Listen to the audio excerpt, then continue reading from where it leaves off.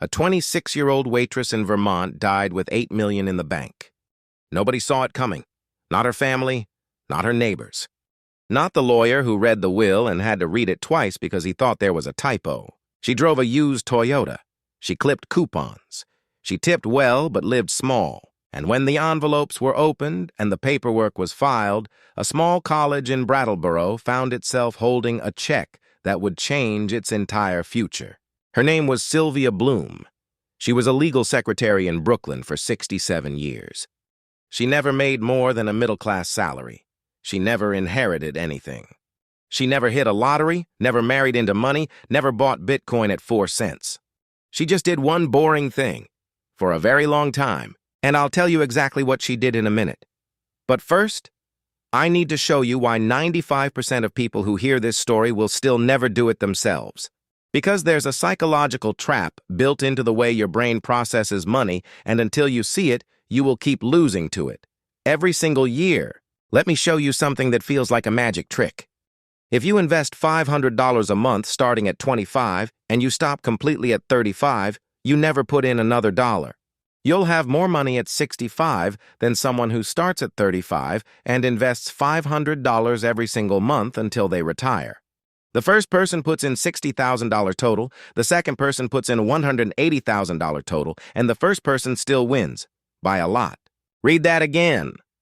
The person who invested 1/3 as much ends up with more money, not because of luck, not because of timing, because of something Einstein allegedly called the eighth wonder of the world, and whether or not he actually said that, the math is ruthless and it does not care about your feelings. This is the thing nobody teaches you in school, and it's the reason a legal secretary from Brooklyn died richer than most doctors. Here's what's happening under the hood. When you invest $1 and it earns, say, 10%, you now have $1.10. The next year, you earn 10% on the dollar and on the 10 cents. It sounds like nothing. It feels like nothing. For the first 5 years, it genuinely looks like nothing is happening. You check your account, you see a little growth, you think, this is it? This is the secret everyone's obsessed with? And this is exactly where most people quit. Because compound interest has a villain, and the villain is not the stock market. It's not inflation. It's not a recession. The villain is the first 10 years. That's when the line on the graph looks flat and boring, and your brain, which evolved to chase woolly mammoths, not watch index funds, starts screaming that you're wasting your time. There's a book called The Psychology of Money by Morgan Housel.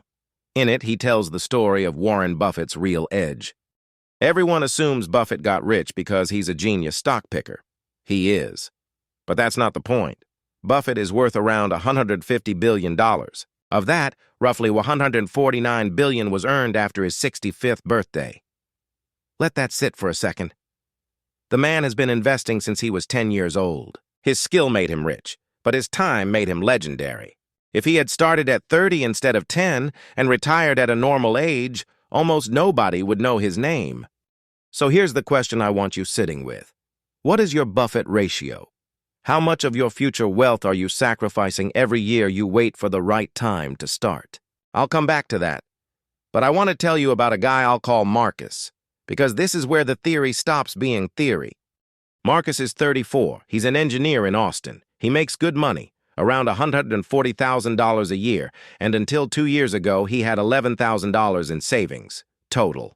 At 32 years old, with a 6-figure income, he wasn't reckless. He wasn't buying Lambos. He was doing what most smart, educated, hard-working Americans do. He was about to start investing. He was researching.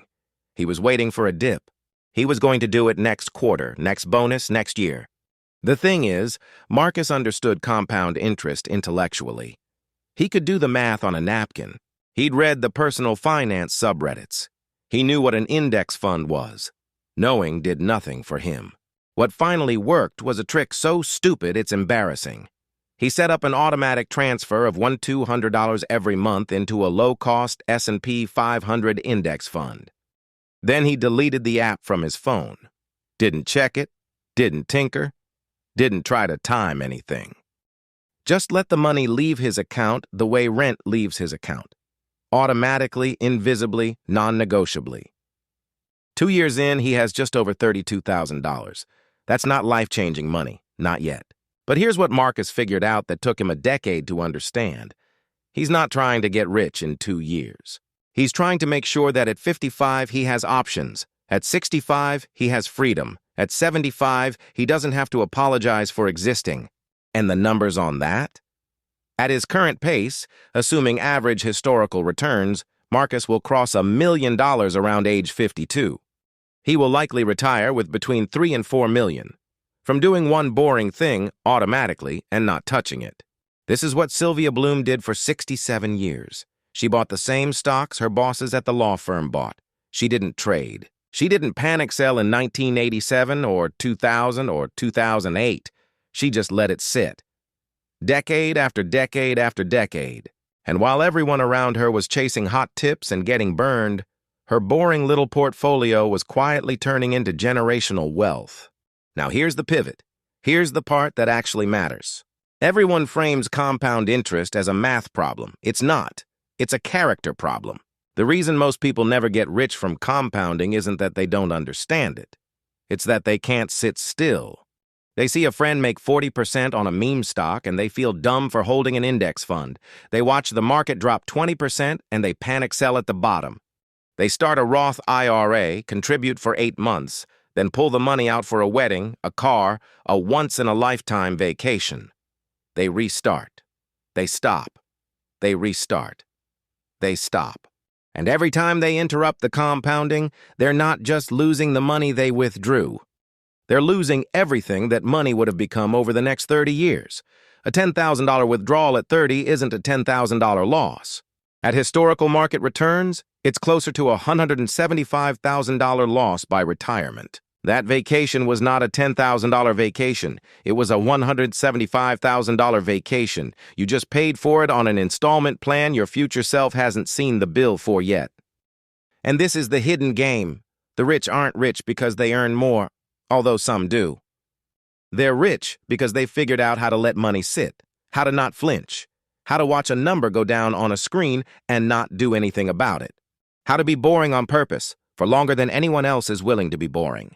Naval Ravikant has this line that haunts me. Play long-term games with long-term people. Most people can't. Not because they're stupid. Because the world is engineered to interrupt them. Every notification, every ad, every finfluencer screaming about the next 10-bagger is actively working to pull you out of the one thing that would actually make you wealthy. So let me come back to Sylvia, the woman with $8 million. She wasn't special. She didn't have a secret. She didn't see something nobody else saw. She just had the one trait that 99% of people lack. She didn't interrupt the process. For 67 years, she let the little snowball roll. And somewhere around year 40, year 45, year 50, that snowball became an avalanche. And by the time she died, it was moving with a force that would carry hundreds of underprivileged kids through college. Here's what I want you to feel, not just understand. Every month you wait to start is not a neutral month. It's a withdrawal from a future account you haven't opened yet. Every "I'll start when I make more" is a lie your brain tells you because starting small feels embarrassing. It shouldn't. Starting small is the only way anyone has ever done this. Sylvia started with pennies. Buffett started with paper routes. Marcus started with $1,200 he wouldn't miss. The secret to building wealth in America isn't finding the next Tesla. It's not crypto. It's not real estate hacks. It's not a side hustle that scales to 7 figures. Those things can work. Most of them won't. But compound interest, invested consistently in a diversified, low-cost index fund over 30 years, that has worked for every single generation it's been available to. No exceptions. The only question that matters is whether you'll give it enough time to work on you. If this reframed something for you, if you felt that little click in your chest when Marcus's story landed, or when you did the math on the $175,000 vacation, subscribe. That's all I'll ever ask. I make one video a week for people who want to be wealthy without pretending to be someone they're not. See you in the next one.